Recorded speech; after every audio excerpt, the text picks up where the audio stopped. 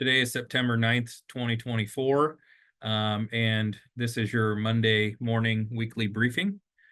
Quite a bit of activity over the last week, hence the standing up this meeting once again. As I said last time we met, this meeting is dictated and based upon activity, and as we spike up, we'll put these back on the calendar, and as we decline in activity, we'll take them off the calendar. So thank you for joining in with us today. Real quick, I'd like to do a roll call of the areas. Northwest Oregon area. Hey Blake, Robbie LaFave, Assistant Area Director for Northwest. Robbie, thank you. Southern Oregon area.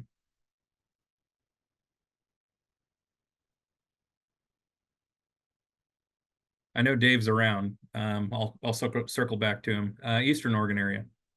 Good morning, Blake. Gina Miner, Assistant Area Director for Eastern Oregon area. Thank you, Gina. What about aviation report? Sarah Proud, are you on? Present. All right. Eric Pineda, were you able to join? I got a note from him earlier that he might not be able to. All right. No Eric today. Dave Larson, able to join? Yeah, good morning, Blake. I'm here in Salem. All right. Thank you, Dave. Appreciate it. All right, folks, we're going to go ahead and get started here. TZA, take it away.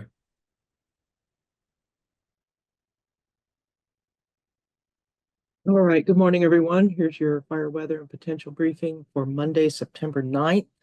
A little bit in depth here. Try to go as quickly as I can through this. So we're going to remind ourselves what our national significant fire potential looks like for September. And I'm not going to show a slide on the National Weather Service hazards and warnings. It's pretty much air quality alerts right now for most of Southeast Oregon and Central for smoke. And I do have a slide just taking a quick glance at last week's thunderstorms and the lightning and precipitation check on that. And then we've got to get through Monday and Tuesday and look at the Storm Prediction Center's fire weather for Monday and Tuesday, and then take a glance at the trough moving in. And with that, we'll look at the thunderstorm potential, wet thunderstorm potential, and go through the significant fire potential, ERCs and the fuel moistures, and just remind ourselves with a quick drought check, and then go into the forecasts for temperatures, precipits, and then the NOAA monthly and the 6 to 10s. Then we'll round out with the Northwest Coordination Center's fire potential outlook. So just a reminder, issued September 1st, significant wildland fire potential for Oregon is back to normal. But just previously, the last issuance was August 1st. And that showed significant above normal significant fire potential for September. So just because the calendar date changed doesn't mean that those lines are as clean as they look. But we are back down to normal potential and continuing that through October and dropping off obviously in November and December. So just last week in early September, we had some more thunderstorm activity, dry thunderstorm activity as well. And just showing a quick glance of the strike kind of distribution across the state. And we had a lot of new ignitions there in Central Oregon between Mount Bachelor and the South Sisters and the Three Sisters area there. And so we had over 1,000 strikes just in this last episode. But we did have some precipitation, up to 1/2 inch under the cores of some of these thunderstorms in the past 10 days. We did have the mild east winds that were forecasted and low RHs, relative humidity on the west side during last week as well. So that just kind of brings us to where we're at. So we got to get through today and tomorrow, especially for the central and east side of the state. We still have elevated fire weather conditions for warm temperatures and low RH.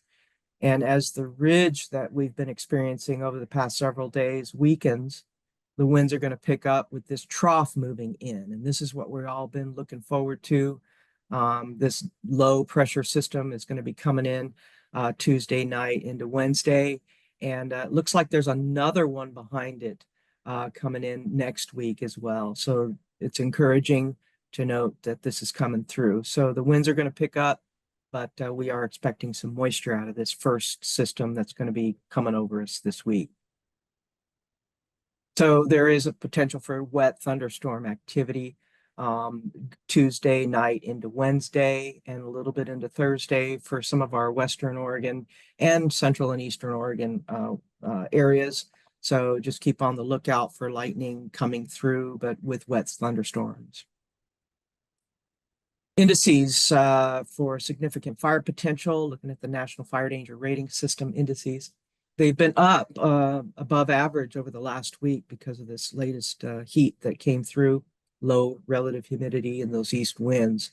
But we are forecasted to decrease them substantially with this incoming trough. Just kind of looking at around the state, picking a few sample ERC charts here for South Cascade, Southwest Oregon, and John Day, kind of fossil area where we have some fire activity. So we can see that indices, especially the ERC, were elevated up into the extreme category for Southwest and John Day, and up into the high category for South Cascade, but they are forecasted to decrease. Just kind of interesting to note, the red line on these charts shows this year's activity. The blue line shows last year's, and then the kind of the black dotted line in the middle there shows the average over the last 10 years for each of these areas. And it's just interesting to note that you can see that jump up in July that really set the stage for our fire season this year. The heat went up and things started to dry out really quickly. And then kind of a gradual pulses of heat. But what's different is the average line. You can see that last year and this year, we've had these massive heat episodes that you just hadn't seen in the average data. So just kind of interesting to set that tone for the season. So 1,000-hour fuel moistures, again, substantially below average, but forecasted to go up with this incoming trough. A drought check, we did go back into drought, and just wanted to point out that areas in Marion County, Lynn County, and Clackamas County went from an abnormally dry back down to no dryness. But again, this is an optimistic look because it's pretty dry out there still. So just a monthly outlook here. You can see the influence of these incoming troughs that are going to start coming in. And so west side, equal chances of above or below normal temperatures and above normal precipitation. So we're looking forward to this precipitation coming in. Looking at the 6 to 10 day, just real near term here. I grabbed the 6 to 10 day from a few days ago, their forecasts. And so you can already see the influence of this trough coming in. And then next week as well, really looking forward to these troughs that will bring some moisture to the Pacific Northwest. A quick glance through this week. So we got to get through Monday and Tuesday. And then Wednesday is really going to be our coolest day. It'll get us through this mid part of the week, and then a little bit of a warm up again Saturday and Sunday when this system passes through. We're going to have good overnight recovery temperatures in the 40s and 50s, and even some high 30s Thursday through Sunday in areas of Northeast Oregon, Klamath, and Southeast Oregon. That precip is due to come in Tuesday night into Wednesday, and then hopefully Wednesday and Thursday, and then it'll slowly kind of taper off. So this is a pretty deep trough coming in. We're expecting statewide rain showers. Some estimates up to 1/4 of an inch, West Side Cascades up to an inch. And just a quick check on the humidity. Again, today and Tuesday is still going to be in the teens and 20s, east side and southwest. And we're still in the 30s and 40s on the west side here in the Willamette Valley. So we got to get through the next couple days. Northwest Coordination Center is calling for elevated fire potential and moderate fire potential for basically central and eastern Oregon areas. And just kind of taking a look at today and tomorrow. And then we start to really feel the influence of the moisture coming in by Wednesday. So just a great message from the Northwest Coordination Center that today and tomorrow, you know, we're experiencing some gusty winds, low relative humidity, and low level instability, which means active fire spread, especially in light fuels, and spotting potential. We've already seen some reports of spotting happening on some of our active fires. Starting Tuesday night, we're going to see the cooling and the widespread light rain, potential for wet thunderstorms. And then mid-September, it's still mid-September, so there's still potential for these returning pulses of average warm and dry conditions, but indices will be tapering down. And it looks like another trough is going to be moving in next week with potential for more wetting rain. So I appreciate your time today, and thank you. Yeah, thank you, TZA. As always, exceptional job there. So I know you work long hours on the weekends to get this ready for a Monday morning briefing. And from me to you, thank you for everything you do. Thanks. Moving now to current fire situation. Currently showing a national PL of 5, Northwest preparedness level 5, ODF activity level 5. Starting to scratch my head and wonder what a PL 6 would look like. I know it doesn't go up that high, but I think we would be there. Uncontained large fires in the region, 24 large fires in Oregon, 5 in Washington, with IMT activities showing 3 Type 1 teams. Those are our internal ODF teams deployed, and 12 CIMTs deployed in the region. Our IMTs in Oregon, 7 of those 12 deployed in the region are in Oregon, with obviously the 3 Type 1 teams, 0 Type 2 teams deployed, and 1 OSFM team, and I believe they're engaged on the Rail Ridge fire. Our ODF teams are currently deployed as follows. IMT 1 is on the Shoofly fire, Central Oregon District, John Day unit, I believe. Might be a line right there with the Prineville and John Day units. The Fossil Complex, that's ODF IMT 2. Again, another John Day unit, Central Oregon District fire, or complex of fires, I should say. And then the Team 3 is closing up shop on the Copperfield fire. They got a couple more days left down there before they can safely demob and hand that back to the local district. Current fire stats, year to date showing 790 ODF fires to date for 266,857 acres. Statewide, we're showing a total of 1,846 fires for 1.78 million acres. That's a lot. Have several fires highlighted on our notes here. Showing Shoofly, Fossil Complex, Copperfield. You guys just heard about those. Also showing Rail Ridge, Devil's Knob, and Wiley Flat as the big ones. And regardless of whether we have an ODF team or not deployed on these fires, folks, these are all severely impacting ODF acreages, ODF protection, private ownership, and ODF has a huge stake in the game when it comes to these other large fires that are not being managed by ODF IMTs.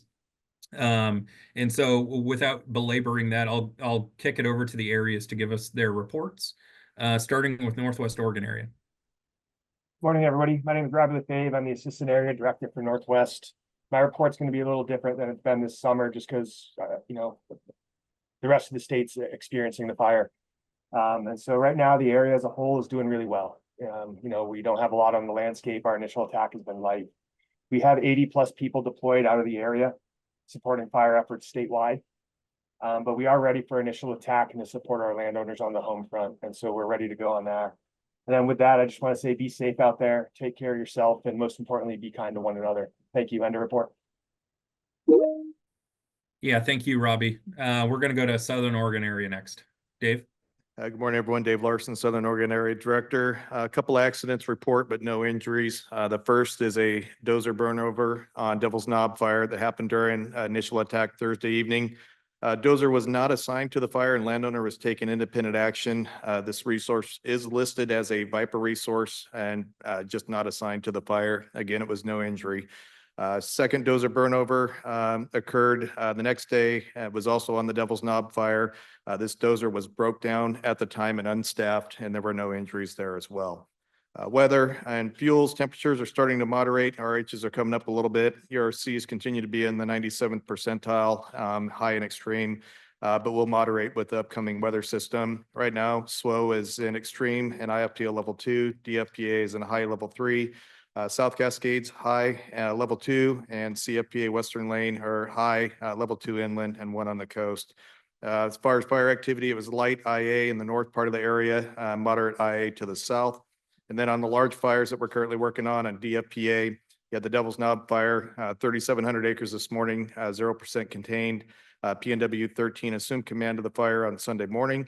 And then another fire started about an hour after the Devil's Knob fire. This was on I-5 milepost 98. It started as a result of a vehicle accident. Right now, we're estimating the size about 230 acres. We do have the fire lined in indirect, but we are working on tightening that up and going direct line where we can. That fire is also being managed now by PNW 13. Other significant fires that we're watching around the area that may have some impact, the part of the Homestead complex on the Umpqua National Forest, and specifically the Horsehaven fire. It's burning towards some private lands on the Bohemian mine country. We do have a deputy agency administrator assigned, and talking with those folks, they are working on going direct to take in some of those slop overs. And then another fire, this is going to be up on the South Cascades district, part of the South Middle Fork fire on the Willamette, specifically the 208 fire. That one is a threat to private, but has not spread onto private property. And we do have a deputy agency administrator assigned, and they are working on going more direct on that fire. As far as our initial attack and readiness, days off have been canceled across the area. We have over 80 personnel out and assigned to the fires, not only in SOA, but supporting the team efforts over in the Eastern Oregon area. We did bring in some severity resources, a couple of crews and some engines, and they've been brought in for support and have been engaged on fires and initial attack across the area. No other issues or concerns, and in report. Yeah, thank you, Dave. Lots going on down there, and in any other year, you'd be the center of attention right now. But moving over to EOA, here we go, Gina. All right, good morning, everyone. Gina Miner, Assistant Area Director for Eastern Oregon area. We did have one safety incident, and that was a medevac and a patient is being treated but has a good outlook. Our fire danger levels, Klamath Lake District is in extreme, and the rest of the area is in high. IFPL 3 in Hood River and Wasco counties. As far as initial attack goes, I'm not gonna go into the weather. TZA, you kill it every time, so thank you for that. Initial attack, we have had over 40 new initial attack fires in the last week. The lightning storm last week brought an abundance of dry lightning, and there were numerous large fires started from this in Eastern Oregon area. Large fire updates for us. Starting in the southern end of the area, the Copperfield fire in the Klamath Lake District has Team 3 deployed on it. And with their help, that fire is held at 3,800 acres and is at 77% containment currently. Moving up to the Wiley Flat fire near Post, Oregon, that is currently 27,000 acres with 13% containment with a federal team on it. And moving north of that to the Rail Ridge fire near Dayville, that fire is currently 135,000 acres with 7% containment. Up to the Shoe Fly fire near Mitchell, that fire has ODF Team 1 deployed on it, and it is sitting at 26,000 acres with 26% containment currently. Just north of that, the Fossil Complex, consisting of the Kinzu, Canyon, Holmes, 2 Cabin, and Service fires, is near 4,400 acres and 3% containment with ODF Team 2 currently deployed on it.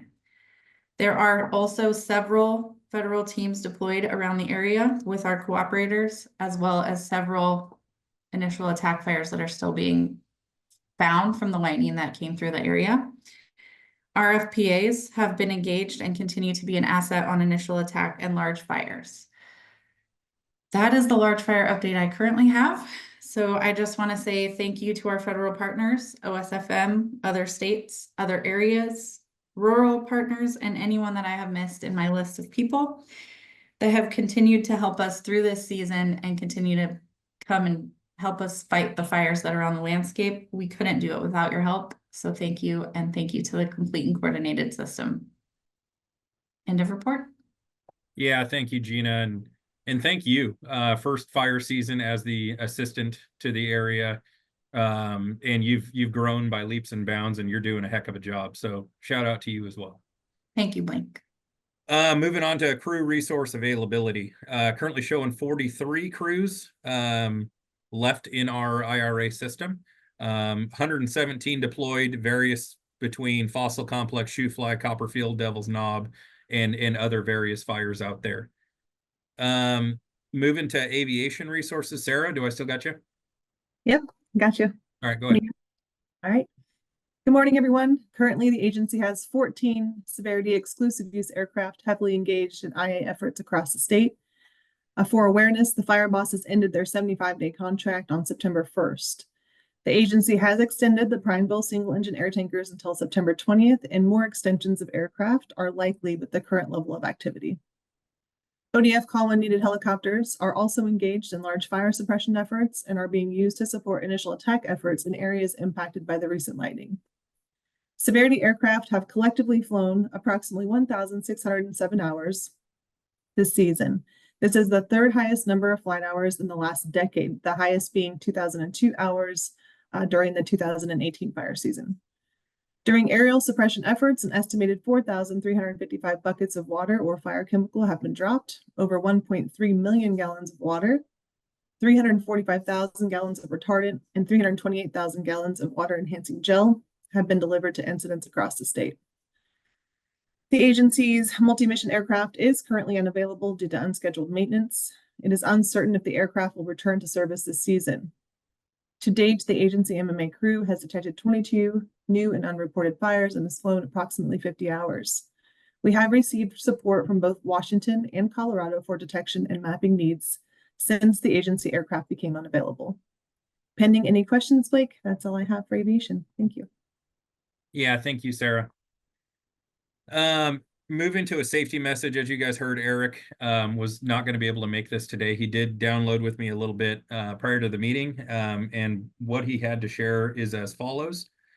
He's tracking one yellow sheet off of Incident Management Team 1. Again, that's the Shoe Fly fire. Looked like it was a tree strike that came across the road, hit a vehicle, no injuries to report. Just a banged up front windshield and some cosmetic damage to a vehicle. And then one injury to report, an individual slipped off the back of a pickup truck. And then he would also like me to remind folks that, yes, we may have some precip on the way, but complacency is our #1 enemy right now. And to ensure that folks are staying engaged, ensuring that situational awareness is still at the top of our priorities, and hydration is still being pushed. So that's what I have for safety message. I don't have any hot topics for us today. And with that, I'll turn it over to Chief Chris Klein. Wow, good morning, everyone, and thanks for joining. I have my computer screen up. I'm in the Tillamook room in Salem today. I've got stats in front of me, just trying to figure out, I guess my point of emphasis this morning will just be kind of telling the message and some appreciation. Before I forget, I want to say thank you to everybody that's helped us out in this fire season. The support that we've had, the governor's office, Board of Forestry members, legislators, other agencies, our own staff, internal to Salem as well as the field. This has been a monumental effort. Looking at some of the stats here. So 2020 is fresh in people's mind, the east wind events and all the destruction that happened with that. And we were kind of thinking, man, there's the fire season to end all fire seasons. That was, if I have my stats correct, that was approximately 1.14 million acres. Blake reported out statewide acres. Blake reported out we're at 1.784 million. That's 156% increase. So again, we've been talking about just the exacerbated fire trend. And again, there's the raw numbers, right? 156% increase. Nationally, we are at a preparedness level 5, regionally preparedness level 5. Our own state internal, we're at a level 5. You know, lightning that came through, 25 new fires in the Bachelor area, east of Bachelor. We're expecting, including the current fires that we have on the landscape, right? It's just this amazing monumental effort. Nationally, there are no caterers left to support our fire teams. 0 caterers available today. There are no shower units available today. We have fire teams out. We have men and women fighting fire, either in the Poison Oak that need to get clean. There are no showers. There's no food. Very limited fire cache items. There are no incident management teams available in the United States of America today, right now.